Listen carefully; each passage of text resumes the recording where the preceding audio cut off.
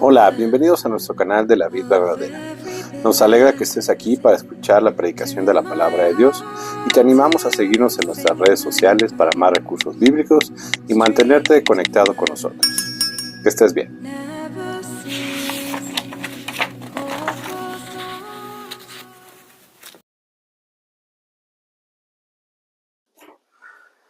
Gálatas 4, versículos del 12 al 20.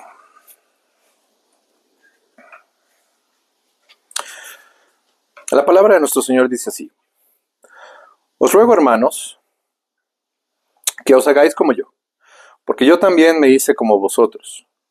Ningún agravio me habéis hecho, pues vosotros sabéis que a causa de una enfermedad del cuerpo, os anuncié el Evangelio al principio, y no me despreciasteis, ni desechasteis por la prueba que tenía en mi cuerpo. Antes bien, me recibisteis como a un ángel de Dios, como a Cristo Jesús. ¿Dónde pues está esa satisfacción que experimentabais? Porque os doy testimonio de que si hubieseis podido, os hubierais sacado vuestros propios ojos para dármelos. ¿Me he hecho, pues, vuestro enemigo por deciros la verdad? Tienen celo por vosotros, pero no para bien, sino que quieren apartaros de nosotros, para que vosotros tengáis celo por ellos. Bueno es mostrar celo en lo bueno siempre, y no solamente cuando estoy presente con vosotros. Hijitos míos, por quienes vuelvo a sufrir dolores de parto, hasta que Cristo sea formado en vosotros. Quisiera estar con vosotros ahora mismo y cambiar de tono, pues estoy perplejo en cuanto a vosotros. Vamos a orar. Alabado Señor y Padre, llegamos a este momento de la predicación de tu palabra. Sabemos que es el fin, el medio principal que tú has establecido, Señor, para la edificación de los creyentes, para la conversión de los que no creen. Padre, que seamos exhortados, que seamos consolados, para tu honra y gloria, Señor, edificados. A ti sea todo el honor, ahora y siempre. En Cristo Jesús. Amén. Muy bien. Quiero que de alguna manera traigamos a la memoria lo que vimos el domingo pasado. El domingo pasado habíamos titulado el sermón: ¿El cristiano debe guardar los días, los meses, los tiempos y los años? ¿Cuáles son los días santos? Y primero, lo que tuvimos es que Pablo vuelve a recordar que antes de conocer a Cristo, estamos bajo la condición de buscar la salvación por nuestros propios méritos. Y esto se da en todas las religiones y en los falsos evangelios. En las falsas religiones, en corrientes de pensamiento que tenemos, es siempre: tú tienes que hacer, tú tienes que acercarte a Dios, tú tienes que cumplir ciertos ritos, y de esa manera eres aceptado delante de Dios. Y por lo tanto, el apóstol Pablo vuelve nuevamente a llamar la atención de los Gálatas. Habíamos ya salido de un contexto en el cual, pues de alguna forma nos arropó, ¿no? Porque dice, no solamente son justificados, sino son adoptados, son hijos de Dios. Vimos que podemos acercarnos a Dios como a un padre que nos escucha. Poníamos de ejemplo, pues, la experiencia que tengo con mi propio hijo. ¿Yo qué quiero para él? Pues lo mejor. Pero él también sabe la voz de su padre. Él también, cuando le llama la atención, sabe que está hablando. Y por eso es que nosotros tanto tenemos la confianza de no solamente ser declarados justos, y teníamos esta imagen de estar en un tribunal en la cual veíamos la ley, en la cual veíamos que estamos de alguna forma condenados y que el juez nos declara justos en Cristo, sino que el juez nos arropa y nos lleva a casa. Esa cercanía, ya esa lejanía que tenemos, a lo mejor algo frío, ahora se vuelve cálido, ¿no? Y dice, es que es mi hijo. De esta manera, también es que a un hijo llama la atención. Y eso es lo que el apóstol Pablo vuelve a hacer, y eso lo vimos la semana pasada. estos falsos evangelios, este legalismo que se introduce en las iglesias de que tienes que hacer para, de alguna forma, ser aceptado por Dios.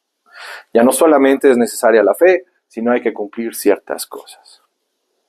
Por lo tanto, los legalistas en el tiempo del apóstol Pablo buscaban ¿qué?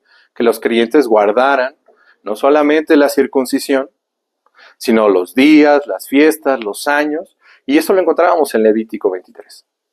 Estas fiestas que en el Antiguo Testamento estaban prefigurando, estaban anunciando a Cristo. Ya Cristo que había venido, eso había quedado atrás. ¿Y eso dónde lo encontramos? Vimos que lo veíamos en Hebreos, ese concepto de tipo, ¿no? Que anuncia a Cristo. Una vez que vino, se acaba. Y no solamente la ley ceremonial, sino también la ley judicial. Estaba el pueblo de Dios solamente concentrado en una nación. Cuando viene Cristo, las naciones ya son parte del pueblo de Dios, porque estaba haciendo referencia a la promesa de Abraham, que en él serían benditas todas las familias de la tierra. Por lo tanto, vemos que ya no es necesario cumplir con eso.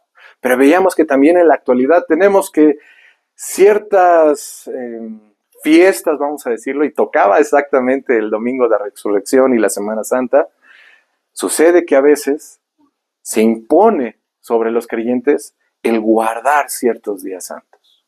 Y dejamos de lado el día santo que el Señor ha determinado en su palabra. Vimos en el orden de culto que desde la creación Él determina un día. Y no solamente un día a partir de la creación, sino después de la resurrección de nuestro Señor Jesucristo, el primer día de la semana. Es el día del Señor, el día que guardamos, el día cristiano. Y eso se deja de lado. Sino que se impone que debes de estar en la Semana Santa. Debes guardar jueves, viernes, sábado. Algunos se iban hasta un extremo de tener 40 días de no tomar café, hablábamos eso. O de no comer carne, o de no hacer ciertas cosas. Y es un sacrificio que le doy a Dios. Y Él me tiene que responder. Porque yo sacrifiqué algo. Y vemos ese principio, ese legalismo que se presenta aún en la actualidad. Y dejamos de lado lo que la palabra de Dios ha establecido. Y de alguna forma, para recapitular y dejar claro, nosotros confesamos la libertad cristiana. En Cristo Jesús somos libres. Pero no solamente una cuestión, vamos a decirlo así, que pueda entenderse física, ¿no? De nuestro alrededor. Somos libres de hacer lo que queramos. Porque a veces, de alguna forma, a veces se entiende de esa manera. Y no. Nosotros lo que confesamos acerca de esta libertad, vale la pena siempre traerlo a la memoria, porque es la manera en la que nosotros lo resumimos. Y lo encontramos en nuestra confesión de fe, capítulo 20, en el punto número 1. Y nosotros confesamos que la libertad que Cristo ha comprado para los creyentes que están bajo el Evangelio consiste en su libertad de la culpa del pecado, de la ira condenatoria de Dios, de la maldición de la ley moral, y en ser librados de la maldad del presente mundo, de la esclavitud a Satanás y del dominio del pecado, del mal de las aflicciones, del aguijón de la muerte, de la victoria del sepulcro y de la condenación eterna. La libertad consiste también en el libre acceso a Dios y en rendirle obediencia, no por temor servil, sino por amor filial y una mente voluntaria. Es lo que hablábamos acerca de los hijos de Dios. Queremos obedecer a Dios como a un padre. Ya no en ese temor de ese juez de que me va a juzgar, sino en el amor de un padre, un hijo, de que queremos agradarle. Todas estas libertades fueron también comunes a los creyentes que estaban bajo la ley. Pero bajo el Nuevo Testamento la libertad de los cristianos se ha ampliado mucho más, pues están libres del yugo de la ley ceremonial, a la cual fue sujetada la iglesia judaica, y en mayor confianza para acceder al trono de la gracia y en participaciones más plenas del libre Espíritu de Dios que aquellas de las cuales ordinariamente participaban los creyentes bajo la ley. Punto número 2. Esto es muy importante porque es para recalcar lo que hemos visto hasta ahorita. Dios es el único Señor de la conciencia. Por tanto, en asuntos de fe y adoración, la ha dejado libre de doctrinas y mandamientos humanos, que sean contrarios a su palabra o añadidos a ella. De manera que creer u obedecer de conciencia a tales doctrinas o mandamientos es traicionar la verdadera libertad de conciencia. Y el requerimiento de una fe implícita y de una obediencia absoluta y ciega es destruir la libertad de conciencia y también la razón. Por lo tanto, en nosotros desde aquí, cualquiera que enseñe algo que esté fuera de la Escritura es imponer una carga que Cristo ya nos hizo libre de. Por eso en ese sermón vimos que, bueno, sí, puede ser que coincida, pero no es el punto máximo la Semana Santa.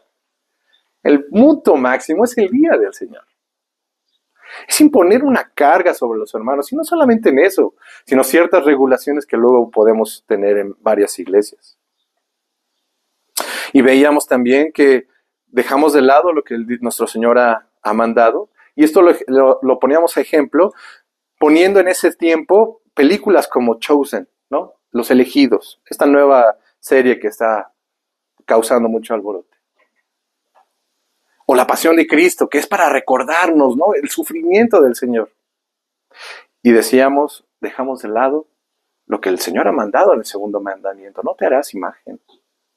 No solamente, y decíamos, no solamente de un Dios ajeno, sino de la Trinidad misma. Hacer imágenes de nuestro Señor está contra su palabra. Y si queremos recordar acerca del sufrimiento de nuestro Señor, por eso venimos a la mesa del Señor, a la Santa Cena. Cada mes en esta misión, en esta iglesia, cada mes nuestro pastor administra la Santa Cena. No necesitamos una película. Por eso somos libres de cualquier mandamiento de hombre. Por lo tanto, regresando ya y entrando a lo que es nuestro texto del día de hoy, he titulado este sermón: ¿el verdadero pastor entonces es amigo o enemigo? El apóstol Pablo empieza: os ruego, hermanos, que os hagáis como yo, porque yo también me hice como vosotros. Ningún agravio me habéis hecho, pues vosotros sabéis que a causa de una enfermedad del cuerpo os anuncié el evangelio al principio, y no me despreciasteis ni desechasteis por la prueba que tenía en mi cuerpo. Antes bien, me recibisteis como un ángel de Dios, como a Jesucristo. ¿Dónde pues está esa satisfacción que experimentabais? Porque os doy testimonio de que si hubieseis podido, os hubierais sacado vuestros propios ojos, para dármelos. Me he hecho pues vuestro enemigo por deciros la verdad. La respuesta natural, pues de los hermanos de Galacia, es que rechazo. No nos gusta que nos llame la atención. No nos gusta. Al momento de que nos dicen algo que estamos haciendo mal, es hasta ahí. Simplemente lo puedo ver con mi hijo. Cada vez que le digo, no, Leo, no por ahí. Es esa situación. Claro, no nos gusta. Que tenemos ahí un rechazo, un enfado. Y esto lo podemos ver también en una situación de trabajo. Pero hay una gran diferencia entre una situación de trabajo y una situación en familia. El padre busca el bien del hijo. Nuestro Padre Celestial busca el bien de nosotros. El apóstol Pablo busca el bien de los hermanos. Dentro de un trabajo, pues, simplemente hay que cumplir. Lo que buscamos es un objetivo común. Hay una paga de por medio. Acá no. Acá no. Por lo tanto, es un amor que muestra el apóstol Pablo. Es un amor hacia los que lo están escuchando. Por lo tanto, él les recuerda que en un principio lo habían recibido con tal júbilo. Claro, el mensaje de salvación había llegado a ellos. Y aún con esta situación que él tenía en su cuerpo, que en la providencia de Dios estaba pasando el apóstol Pablo, y aunque fueron, como dice en la traducción, Nueva Traducción Viviente, en el versículo 14, aunque mi condición los tentaba a no aceptarme, ustedes no me despreciaron. Ni siquiera la condición física en la que estaba era para decir, no, no te queremos escuchar. Pero ahora sí. Cuando vino el apóstol Pablo, después de un tiempo en el cual se introduce estas falsas enseñanzas, ahora sí viene un rechazo. Lo tenían en tan alta estima que si hubieran podido, le hubieran dado lo mejor de ellos. En este caso, él hace extrapola y dice, me hubieran dado hasta sus propios ojos. ¿Dónde está esa satisfacción? Acordémonos que el apóstol Pablo tuvo que defender su ministerio. Tuvo que defender que él fue escogido directamente por Cristo para predicar el evangelio. Él no estaba tratando de llamar la atención o quererle caerles bien. Él mismo lo dijo en los primeros capítulos que vimos. Él no agrada a los hombres. Porque si agradara a los hombres, dejaría de ser siervo de Cristo. Los hermanos de Galacia lo sabían. Sin embargo, hay un rechazo. Por lo tanto, tenemos que recordar algo aquí. Que el verdadero maestro, el verdadero pastor, trayéndolo a nuestro tiempo, tiene una preocupación genuina por la iglesia. Esa debe de ser la actitud, ese debe de ser el pensamiento de un verdadero pastor llamado a predicar, llamado a enseñar. Y no solamente los que enseñan, sino que también vimos en los primeros capítulos los ancianos que gobiernan la iglesia, los que están a cargo de la iglesia. Y podríamos decir, bueno, solamente ellos. No, debe de ser el amor genuino de todo cristiano. Pero acordémonos que ahorita estamos hablando de los que están en una posición de enseñar, porque hasta el mismo apóstol Pedro se desvió, cayó en esa hipocresía y rechazó el mismo evangelio. Entonces el apóstol Pablo llama la atención de él. Entonces, ¿qué quiere decir? Los que están en autoridad tienen mayor responsabilidad. Pero esa debe de ser la primera actitud. Una preocupación genuina por la iglesia y su bienestar. Por lo tanto, quiero que vayamos, para de alguna forma también ilustrarlo, vamos a 1 de Pedro 5. 1 de Pedro 5, versículos del 1 al 4. 1 de Pedro, capítulo 5, del 1 al 4. El mismo Pedro que rechazó el evangelio, el mismo Pedro que rechazó a nuestro Señor Jesucristo. Vemos la fragilidad. Vemos la fragilidad, pero es un hombre que, restaurado por el Espíritu Santo, hablando a los ancianos, vamos a leerlo. Sígame con sus ojos. Capítulo 5, versículos del 1 al 4. Ruego a los ancianos que están entre vosotros, yo anciano también con ellos. Muy importante, se vuelve él a identificar. ¿Se acuerdan del apóstol Pablo que él se identifica? Que si él predicara otro evangelio, a un apóstol o un ángel, se incluye, sea anatema. De esta manera, el mismo apóstol Pedro se incluye entre los que gobiernan la iglesia, a los que han sido puestos por autoridad. No para ejercerla de alguna manera que vaya a de alguna forma imponer una carga sobre la iglesia, sino para servir a la iglesia. Acordémonos, dice, yo anciano también con ellos y testigo de los padecimientos de Cristo, que soy también participante de la gloria que será revelada. Apacentad la grey de Dios, que está entre vosotros, cuidando de ella no por fuerza, sino voluntariamente, no por ganancia deshonesta, sino con ánimo pronto, no como teniendo señorío sobre los que están a vuestro cuidado, sino siendo ejemplos de la grey.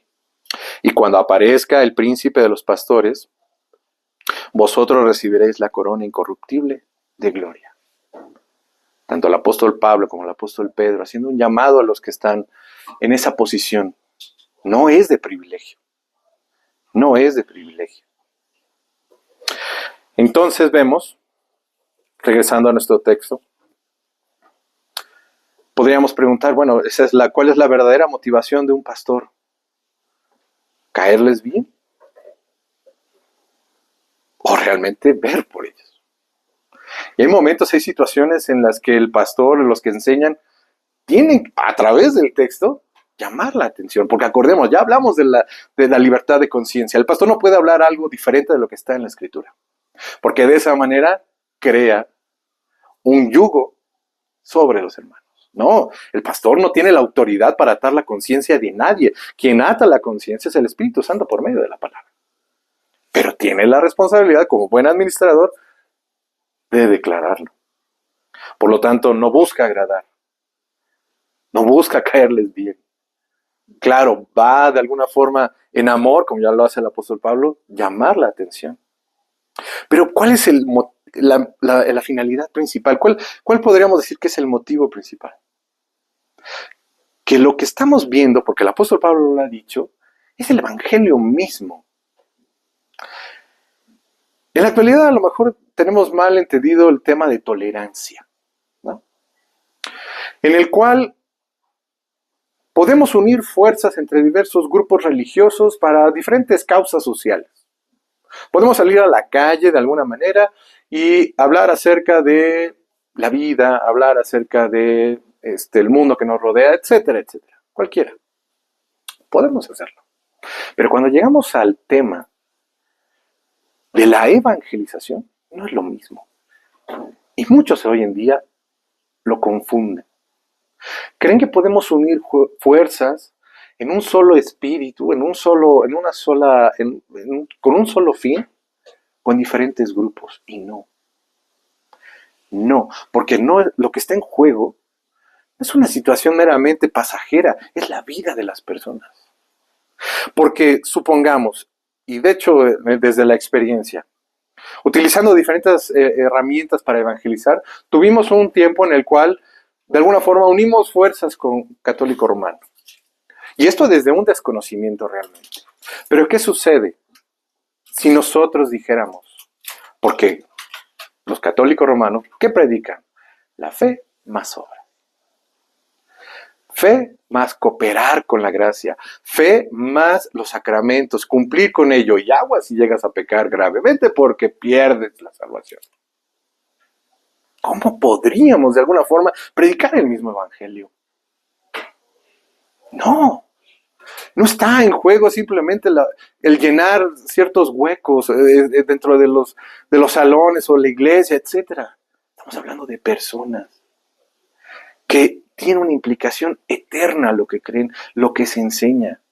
Por eso el apóstol Pablo con esa energía llama la atención. Entonces, no estamos jugando con cualquier cosa, estamos jugando con la vida de las personas. Por lo tanto, el maestro entregará cuentas a Dios. Cualquier maestro entregará cuentas a Dios. Y no lo digo yo. Vamos a Santiago 3:1. Santiago 3:1.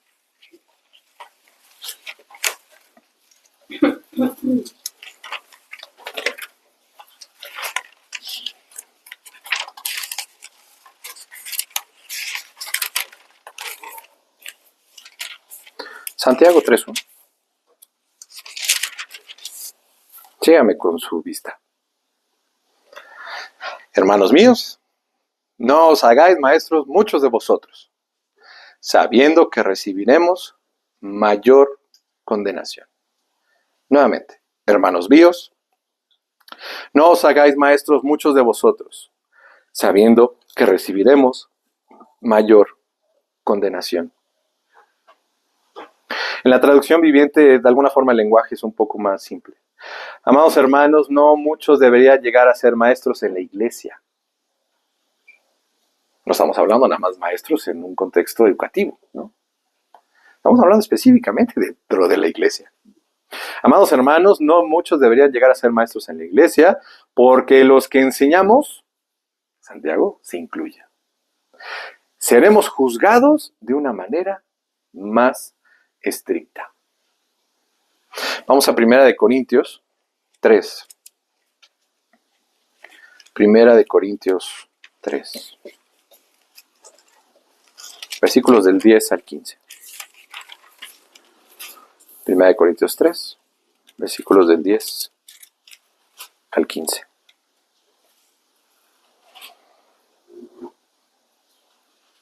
Y aquí está hablando el apóstol Pablo de esta diferencia que estaba haciendo la iglesia en Corinto, en la cual unos decían yo soy de Apolos, no, yo soy de Pablo, y había estas divisiones. Y quiero que veamos, pero voy a leer desde el 5, acompáñame desde el 5. ¿Qué pues es Pablo y qué es Apolos? Servidores por medio de los cuales habéis creído, y eso según lo que a cada uno concedió el Señor. Yo planté, Apolos regó, pero el crecimiento lo ha dado Dios. Así que ni el que planta es algo, ni el que riega, sino Dios, que da el crecimiento. Y el que planta y el que riega son una misma cosa, aunque cada uno recibirá su recompensa conforme a su labor. Porque nosotros somos colaboradores de Dios y vosotros sois labranza de Dios, edificio de Dios. Conforme a la gracia de Dios que me ha sido dada, yo, como perito arquitecto, puse el fundamento y otro edifica encima, pero cada uno mire cómo sobreedifica. Porque nadie puede poner otro fundamento que el que está puesto, el cual es Jesucristo. Y si sobre ese fundamento alguno edificare oro, plata, piedras preciosas, madera, heno, hojarasca, la obra de cada uno se hará manifiesta. Porque el día la declarará, pues por el fuego será revelada. Y la obra de cada uno, cual sea el fuego, la aprobará. Si permaneciere la obra de alguno que sobreedificó, recibirá recompensa. Si la obra de alguno se quemare, él sufrirá pérdida, si bien él mismo será salvo, aunque así como por fuego. Es una llamada de atención a los que enseñamos dentro de la iglesia. O cualquiera que de alguna forma comparte el evangelio, cualquier creyente, tenemos la responsabilidad de saber realmente cuál es el mensaje. Por eso el apóstol Pablo es tan enérgico, y algunas veces lo mencionaba la vez pasada, algo repetitivo podríamos decir, pero estamos diciendo es algo que no podemos de alguna forma decir o tolerar o de alguna forma dejarlo a la interpretación. Es el evangelio mismo. Solamente se es justo por medio de la fe, no obras. Y esto para lo que son los maestros dentro de la iglesia. Pero ¿qué sucede con los falsos maestros? ¿Qué sucede con ellos? Ya lo vimos en los capítulos al principio que el apóstol Pablo declara algo muy fuerte, anatema, sobre cualquiera que predique un evangelio diferente. ¿Y cómo lo podemos ver ilustrado? Vamos a 2 de Pedro 2. 2 de Pedro 2. 2 de Pedro 2. Cualquiera que predique un evangelio diferente. 2 de Pedro 2. Y de hecho pueden ver ahí el subtítulo. Estos subtítulos obviamente no son inspirados. Es quienes editaron estas Biblias, pues lo pusieron para mayor facilidad de identificarlo, pero es ilustrativo. La palabra de Dios dice así: pero hubo también falsos profetas entre el pueblo, como habrá entre vosotros falsos maestros, que introducirán encubiertamente herejías destructoras, y aún negarán al Señor que los rescató, atrayendo sobre sí mismos destrucción repentina. Y muchos seguirán sus disoluciones, por causa de los cuales el camino de la verdad será blasfemado. Y por avaricia harán mercadería de vosotros con palabras fingidas. Sobre los tales, ya de largo tiempo la condenación no se tarda y su perdición no se duerme. Porque si Dios no perdonó a los ángeles que pecaron, sino que arrojándolos al infierno los entregó a prisiones de oscuridad, para ser reservados al juicio, y si no perdonó al mundo antiguo, sino que guardó a Noé, pregonero de justicia, con otras 7 personas trayendo el diluvio sobre el mundo de los impíos, y si condenó por destrucción a las ciudades de Sodoma y de Gomorra, reduciéndolas a cenizas y poniéndoles de ejemplo a los que habían de vivir impíamente, y libró al justo Lot, abrumado por la nefanda conducta de los malvados, porque este justo que moraba entre ellos afligía cada día su alma justa, viendo y oyendo los hechos inicuos de ellos. Sabe el Señor librar de tentación a los piadosos y reservar a los injustos para ser castigados en el día del juicio. Y mayormente aquellos que siguiendo la carne andan en con concupiscencia e inmundicia y desprecian el señorío. Atrevidos y contumaces, no temen decir mal de las potestades superiores, mientras que los ángeles, que son mayores en fuerza y en potencia, no pronuncian juicio de maldición contra ellas delante del Señor. Pero estos, hablando mal de cosas que no entienden, como animales irracionales, nacidos para presa y destrucción, perecerán en su propia perdición, recibiendo el galardón de su injusticia, ya que tienen por delicia el gozar de deleites cada día. Estos son inmundicia y manchas, quienes aun mientras comen con vosotros, se recrean en sus errores. Tienen los ojos llenos de adulterio, no se sacian de pecar, seducen a las almas inconstantes, tienen el corazón habituado a la codicia y son hijos de maldición. Han dejado el camino recto y se han extraviado siguiendo el camino de Balaam, hijo de Beor, el cual amó el premio de la maldad y fue reprendido por su iniquidad. Pues una muda bestia de carga, hablando con voz de hombre, refrenó la locura del profeta. Estos son fuentes de agua y nubes empujadas por la tormenta, para los cuales la más densa oscuridad está reservada para siempre.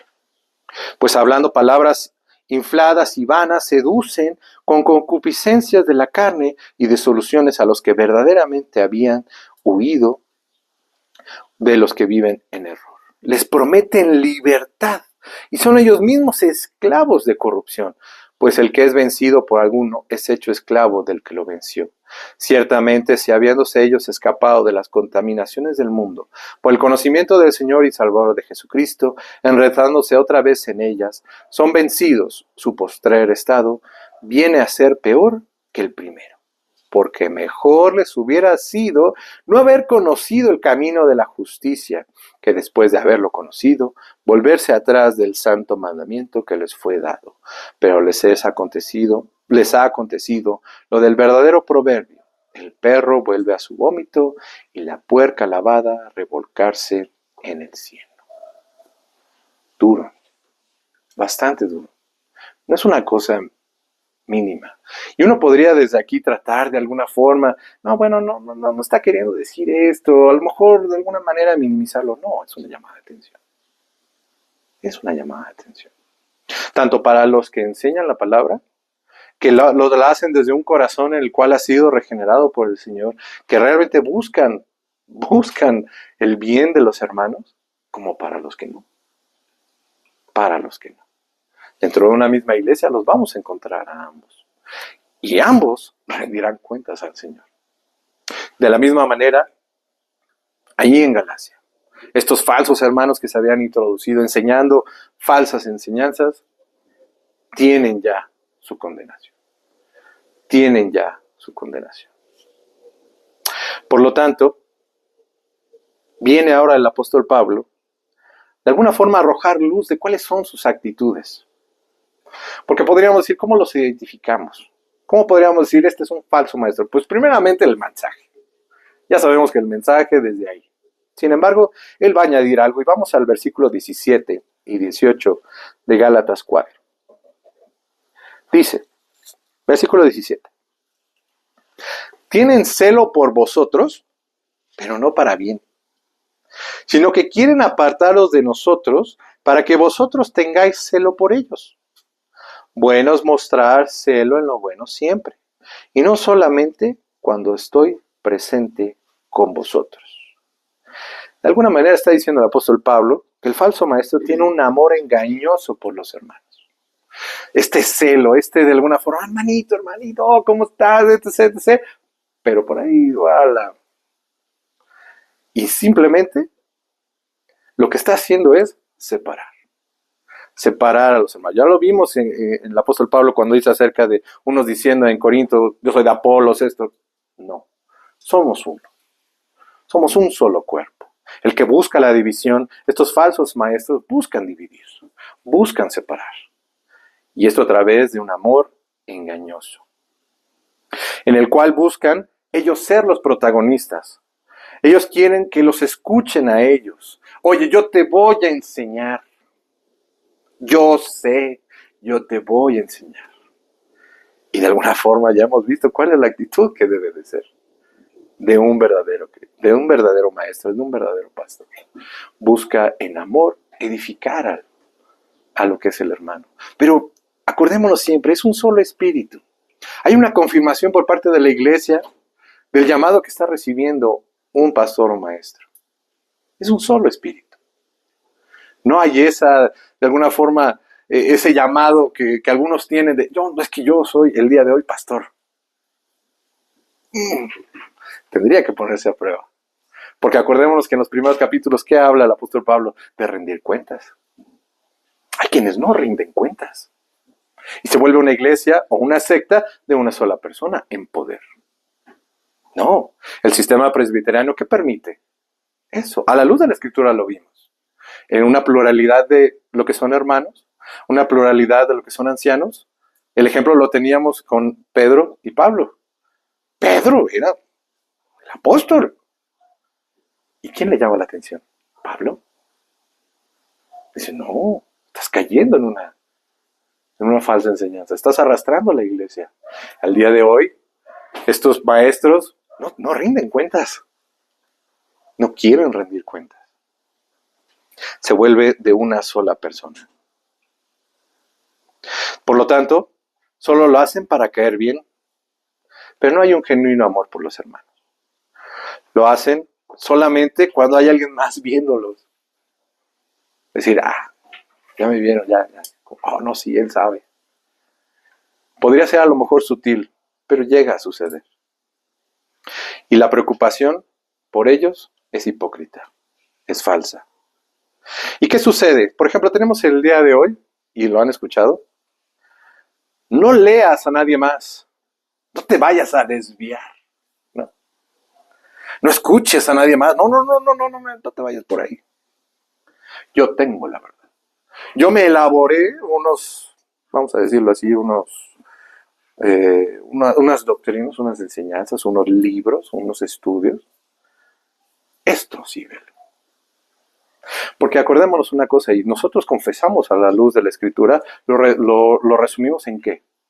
Credos y confesiones históricos. El credo de los apóstoles no me lo inventé yo. La iglesia, por más de 2000 años, a través de lo que son las confrontaciones, a través de lo que son las herejías que salen, la iglesia tuvo que determinar, esto creemos. Nosotros, como iglesia presbiteriana reformada, tenemos que las confesiones históricas, principalmente Westminster y las tres formas de unidad, en la que nosotros decimos, esto creemos, pero nunca es por encima de la escritura, sino es por debajo de la escritura. Son siempre secundarios, son siempre resúmenes. Pero nosotros tenemos una herramienta en la cual decimos, creemos acerca de Cristo, esto. Creemos acerca de la segunda venida, esto. Creemos acerca de tal, esto. ¿Pero por qué? Porque cualquiera se para y dice, aquí está en la Biblia. Y puede ser una herejía. Hablábamos de los mormones, hablábamos de los testigos de Jehová y de muchas otras sectas. Ellos abren la escritura y dicen, aquí está. Aquí dice. Entonces es por eso que como iglesia histórica, lo que buscamos es también eso. Esos carriles en los cuales nosotros nos dirigimos, porque cualquiera se eleva a una posición de líder y dice, yo traigo el mensaje. Y hay que tener mucho cuidado con eso. Por lo tanto, ¿la iglesia en qué se centra? En la personalidad del pastor. Y vemos el amor del apóstol Pablo. Versículo 19. Hijitos míos. De otros versículos que le llama, oh Gálatas insensatos. Versículo 19. Hijitos míos. Por quienes vuelvo a sufrir dolores de parto, hasta que Cristo sea formado en vosotros. Quisiera estar con vosotros ahora mismo y cambiar de tono, pues estoy perplejo en cuanto a vosotros. Ahí vemos el amor del apóstol Pablo. El verdadero maestro, el verdadero pastor. Está sufriendo nuevamente, está utilizando la figura de una madre que está dando a luz. Y bueno, ese dolor yo no lo puedo describir. Pero bueno, se entiende. En el cual lo está tomando como referencia para decir, esto padezco por ustedes. De esa manera me duele el que se estén alejando, el que pongan a estos hombres y se alejen de la verdad. Vemos nuevamente el amor pastoral de Pablo. No quiere que se desvíen del verdadero evangelio, porque desviarse, acuérdense que es volver a la esclavitud. Y ya lo confesamos y lo creemos, somos libres, libres de todo mandamiento de hombre, libres de cualquier cosa que nos vaya nuevamente a poner bajo yugo. Ya no, somos libres. Y el apóstol Pablo va a decir, no vuelvan a eso, no vuelvan a eso. Y vemos ese amor del apóstol Pablo. Entonces ¿cómo podríamos decir que ahora debe de ser la actitud del verdadero pastor? Porque lo digo yo, no. Vamos a 2 de Timoteo 2, 24-26. 2 de Timoteo 2.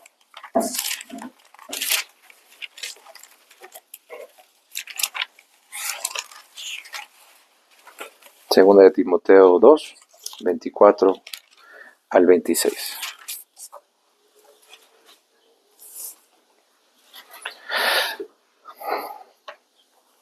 Acompáñame con su vista.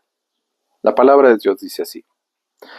Porque el siervo del Señor no debe de ser contencioso, sino amable para con todos, apto para enseñar, sufrido, que con mansedumbre corrija a los que se oponen.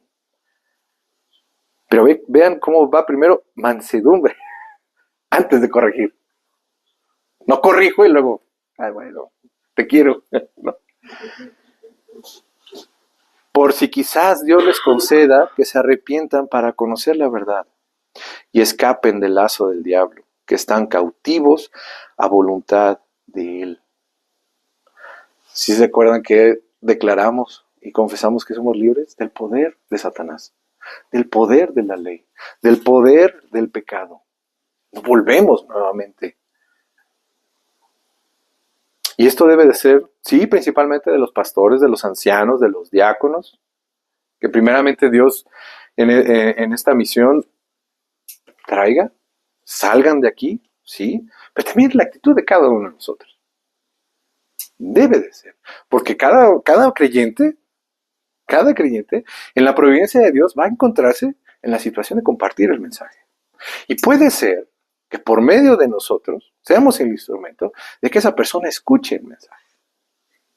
Por eso, lo que se diga debe de ser a la luz de las Escrituras. Yo no puedo decir, no, sí, Juanito, oye, ¿sabes qué? Cristo te ama, pero haz esto, ¿no? Y le vas a caer bien, no vas a tener ningún problema. No. Solamente ser salvo por gracia a través de la fe.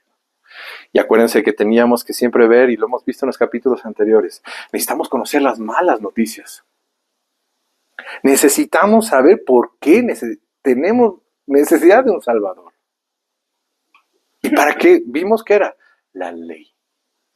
A la luz de la ley sabemos nuestro pecado. A la ley vemos para ver nuestro pecado.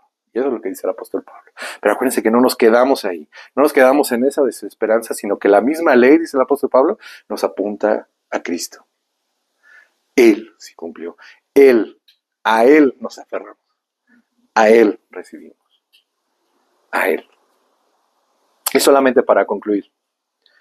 Vamos a Tito 1. Tito 1, 5:16. Tito 1, 5:16. Que de alguna forma va a complementar lo que ya hemos hablado acerca del verdadero pastor, el verdadero maestro dentro de una iglesia. Dice, por esta causa te dejé en Creta, para que corrigieses lo deficiente y establecieses ancianos. No uno, pluralidad. Ancianos. En cada ciudad, así como yo te mandé. El que fue irreprensible, marido de una sola mujer, tenga hijos creyentes que no estén acusados de disolución y de rebeldía, porque es necesario que el obispo sea irreprensible, como administrador de Dios, no soberbio, no iracundo, no dado al vino, no pendenciero, no codicioso de ganancias deshonestas, sino hospedador, amante de lo bueno, sobrio, justo, santo, dueño de sí mismo, retenedor de la palabra fiel, tal como ha sido enseñada. ¿Inventa algo el pastor? Y no solamente llegamos a la parte de lo que es lo que va a enseñar, sino todo lo anterior. De cómo debe ser primero su carácter para después lo que va a enseñar. Retenedor de la palabra fiel tal como ha sido enseñada, para que también pueda exhortar con sana enseñanza y convencer a los que contradicen. Porque hay muchos contumaces, habladores de vanidades y engañadores, mayormente los de la circuncisión, a los cuales es preciso tapar la boca, que trastornan casas enteras, enseñando por ganancia deshonesta lo que no conviene. Uno de ellos, su propio profeta, dijo: los cretenses, siempre mentirosos, malas bestias, glotones ociosos. Este testimonio es verdadero. Por tanto, repréndelos duramente para que sean sanos en la fe, no atendiendo a fábulas judaicas, ni a mandamientos de hombres que se apartan de la verdad. Todas las cosas son puras para los puros, mas para los corrompidos e incrédulos nada les es puro, pues hasta su mente y su conciencia está corrompida. Profesan conocer a Dios, pero con los hechos lo niegan, siendo abominables y rebeldes, reprobados en cuanto a toda buena obra. A la luz de este último pasaje, uno dice: uy, ¿quién? ¿Quién? Pero acordémonos que el apóstol Pablo, él dijo: yo era otro antes. Pero acuérdense que es el punto medular aquí, que cualquier hombre o mujer haya realmente experimentado la gracia de Dios. Y para los que son llamados a enseñar, primeramente debe ser un hombre que ha experimentado la gracia de Dios, porque en él, por su propio pecado, jamás va a cumplir todo esto. Jamás. O sea, no. Si el apóstol Pablo, él mismo, no, es un hombre que ha sido tocado por la gracia de Dios, que ha experimentado la gracia de Dios, porque desde ese amor, desde ese corazón renovado, va a amar a la iglesia y va a buscar su bien. Por lo tanto, podríamos resumir y terminar con lo que empezamos. ¿Es el verdadero pastor amigo o enemigo? Vamos a orar. Alabado Señor Padre, Dios Todopoderoso, Creador del cielo y de la tierra. Bendito Señor, gracias porque hemos sido edificados, Señor. Hemos sido confrontados. Primeramente, Padre, pedimos por todos los hombres que tú has llamado a predicar tu palabra. Pedimos, Señor, por ellos. Que realmente, Padre, ellos prediquen tu palabra. Porque ya vimos a la luz de tu enseñanza de la Escritura que tú llamarás a cuentas a todos esos hombres. Que ellos rendirán cuentas y más estricto. Pedimos por ellos, pedimos por sus ministerios. Que realmente sean utilizados y sean instrumentos tuyos, Señor. Te pedimos que en el poder del Espíritu puedan ellos vivir una vida de santidad, que puedan ellos también transmitir a otros. Pero no por ellos, sino por ti, porque tú eres el verdadero pastor. El pastor de los pastores, Señor. Pedimos por ellos. Y gracias porque son regalos a la iglesia. Son regalos para edificar a la iglesia. Te pedimos por ellos y te damos gracias. Pero también te pedimos por los que enseñan falsas enseñanzas, que de alguna forma, Señor, tu palabra llame la atención. Porque no es cualquier cosa, sino que están realmente para condenación. Y que si es tu voluntad, puedan venir al arrepentimiento y a la fe. Y cambien. Y sabemos que para ti no hay nada imposible. Tú puedes cambiar a cualquier hombre, Señor. Te pedimos también eso, Señor. Y que a nosotros como iglesia podamos tener la sensibilidad de primeramente sí, nuevamente orar por ellos, pero también saber que tenemos tu palabra, Señor, y que si hay alguien que enseña mal, que podamos también de alguna forma comunicarlo, de alguna forma hacer ver ese error, porque lo que está en juego es la vida de la iglesia. Y nosotros que en tu providencia vayamos a enseñar a alguien, vayamos a compartir con alguien, danos ese temor santo de solamente hablar tu palabra, no nuestras experiencias, no nuestro testimonio, que puede servir, pero no es lo que transforma. Lo que transforma es tu palabra, es tu evangelio. Es por medio del cual llegamos a la fe en Cristo Jesús.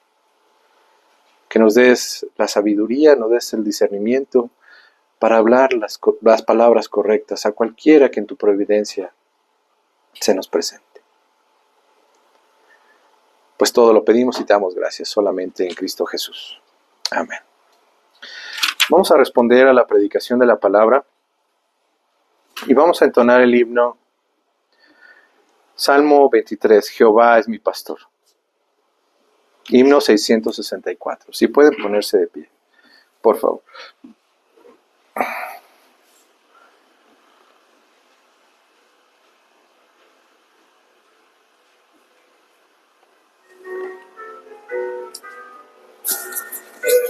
Ay, no, me apacienta